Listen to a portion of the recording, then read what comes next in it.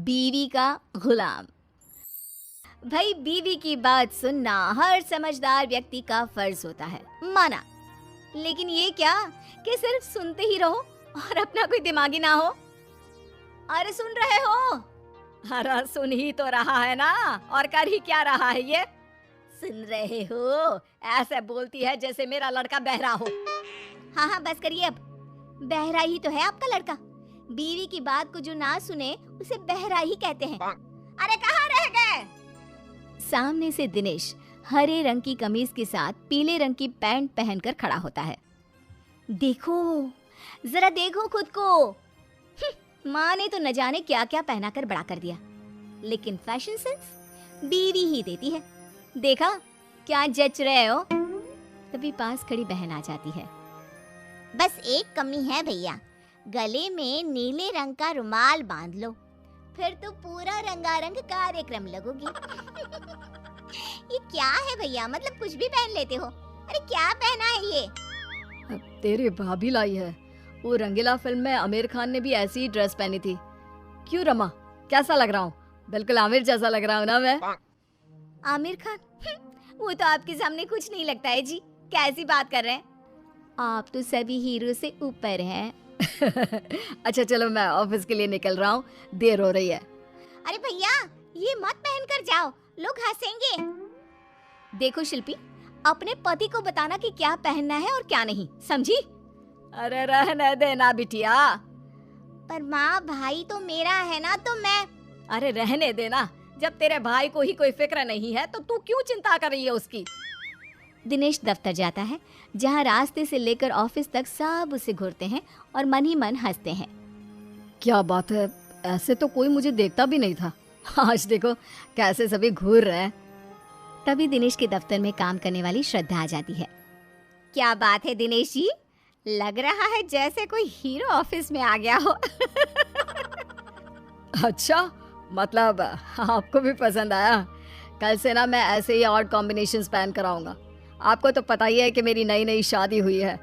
तभी दूसरा बोल पड़ता है। ओहो, मतलब पसंद भाभी जी की है। वैसे दिनेश जी, बीवी की इतनी भी बात नहीं माननी चाहिए। जलन हो रही है आपको? श्रद्धा जी ने मेरी तारीफ कर दी तो हैं? कोई बात नहीं, जलिए जलिए। पति घर आता है, जहाँ बीवी उसका इंतजार कर रही होती है। कैसा रहा आज ऑफिस में?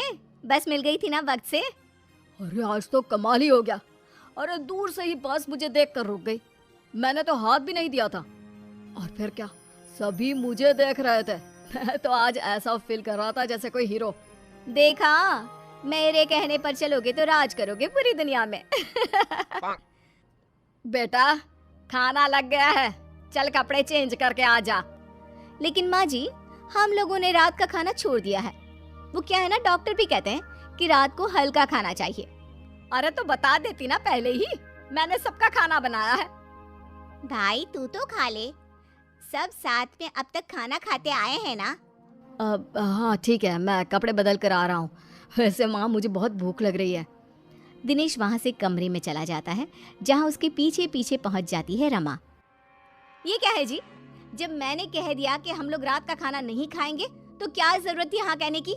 हाँ, आ रहा हूँ। अरे रमा, सारा दिन काम करके इतने दूर से घर आता हूँ, खाना नहीं खाऊंगा तो बीमार हो जाऊंगा। अरे चक्कर आएंगे, मर जाऊंगा मैं। कर लो बकवास। आपको पता है ना, मैंने फैशन डिजाइनिंग के साथ डाइटिशियन और फूड टेक्नोलॉजी का भी कोर्स किया था। अरे क्या बात है यार, तुम तो सच में बहुत टैलेंटेड हो। मेरी तो लॉटरी लग गई इतनी टैलेंटेड लड़की से शादी करके। हाँ लेकिन उसकी मानोगे तब ना। अरे रात का खाना पेट में रह जाता है, वो पचता नहीं है, इसीलिए रात में खाना नहीं खाना चाहिए। अच्छा तो मैं मना कर देता हूँ। बात तो सही है, रात को तो बस सोना ही है। मैं अभी माँ को मना करके आता हूँ। दिनेश बाहर जाता है और माँ से खाने को मना कर देता है।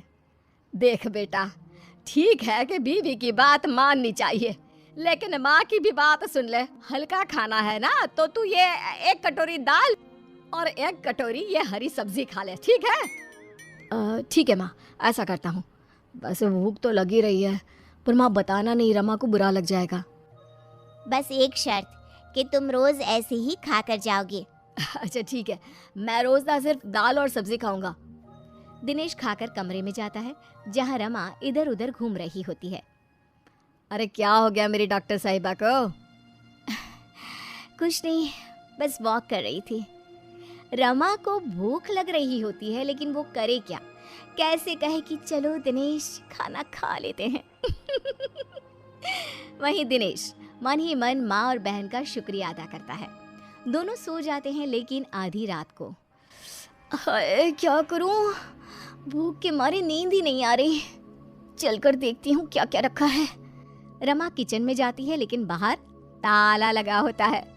हे भगवान, किचन में ताला कौन लगाता है? पानी पीकर ही सो जाती हूँ। अगले रोज जब सब नाश्ते के लिए बैठे होते हैं तो रमा, पूड़ी, एक और पूड़ी। भाभी इतना भी तला नहीं खाना चाहिए, आप तो डाइटिशियन है ना।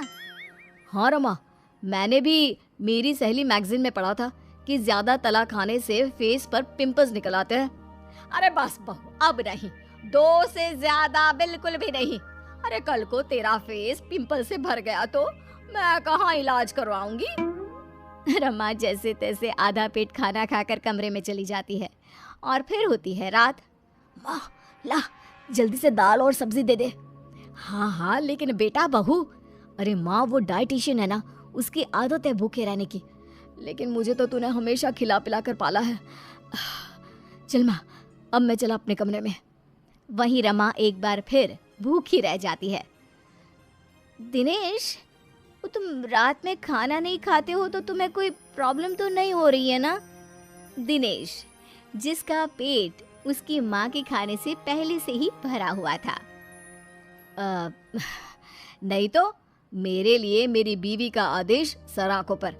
मैं नहीं खाता खाना, और सच्ची रमा बड़ा एनर्जेटिक फील करता हूँ मैं।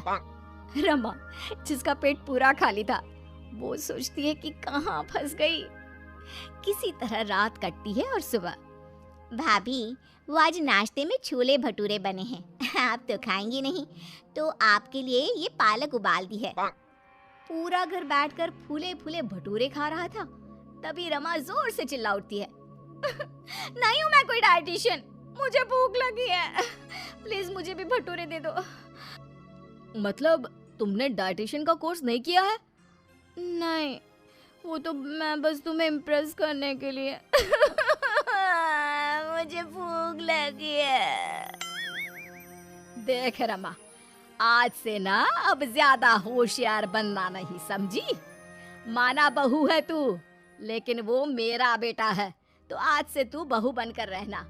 और दिनेश तू, माँ मैं तो तेरा लाडला बेटा हमेशा। हमारे चैनल कुमार कहानी वाला पर और अधिक इंटरेस्टिंग वीडियो देखने के लिए अभी चैनल को सब्सक्राइब करें तथा नोटिफिकेशन पाने के लिए बेल आइकन को प्रेस करें।